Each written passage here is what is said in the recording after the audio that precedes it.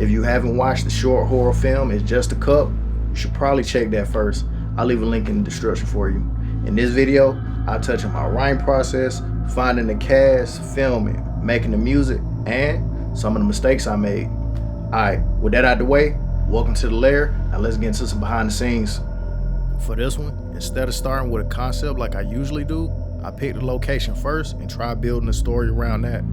I didn't plan for this, but I found myself stuck in the kitchen, seeing shots in my head. After I came back to reality, as I was getting some water, the cup stood out to me for some reason, so I thought, let's build from that and see what happens. I took a few photos to help build my shot list and started playing around with some different ideas. I actually ended up rewriting this one 3 times. The first version was way too chaotic and fast paced. It was whispers in the sink, objects falling, a black figure, somebody getting pulled down. It was just all over the place, and it didn't really connect with the cup. The second version lacked context. I tried to salvage elements from the first draft, but it didn't feel right, and I just ended up stopping halfway through. The third time, I finally got it. I shifted my perspective and made the cup the actual focus instead of just a piece of the story. Including the rewrites, this process took over 3 weeks, and I'm grateful I was able to bounce ideas off the wife and Jeremy from time to time. Okay, the script was done. Now I needed to find the cast. I needed 3 people, 1 voiceover role and 2 people to physically be in it. For the main role, Jarrod, Jeremy volunteered. For the evil being in the final scene, I filled that role. And for the voiceover role, I put a poll up on my Instagram story to see who was interested. The homie Caster Garden responded, and he recommended that I reach out to his friend, Marcus Graves, who does voice acting. When I checked out some at work, I was like, man, that dude was solid. And he do way more than just voice acting too. When it came to recording the voiceovers, after me and Marcus spoke a bit, he sent over his vocals the same day or the next day.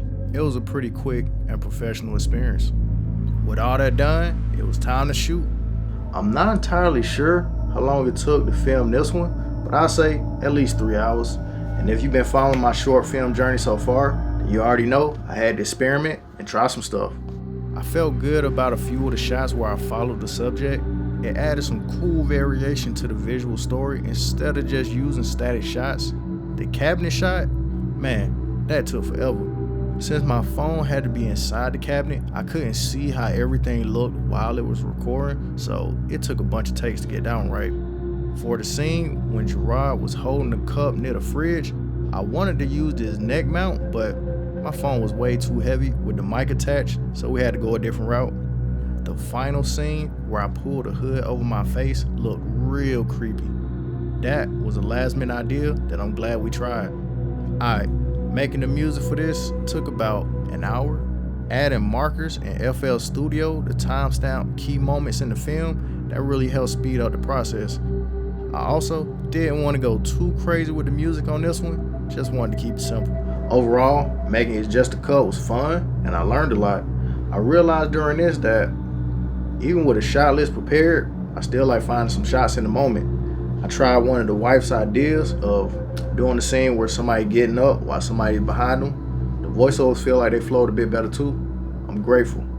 Big shout out to Marcus and Jeremy for all their help on this project. If you got any questions or you want me to dive deeper on something next time, let me know in the comments. You stay safe out there. Cash.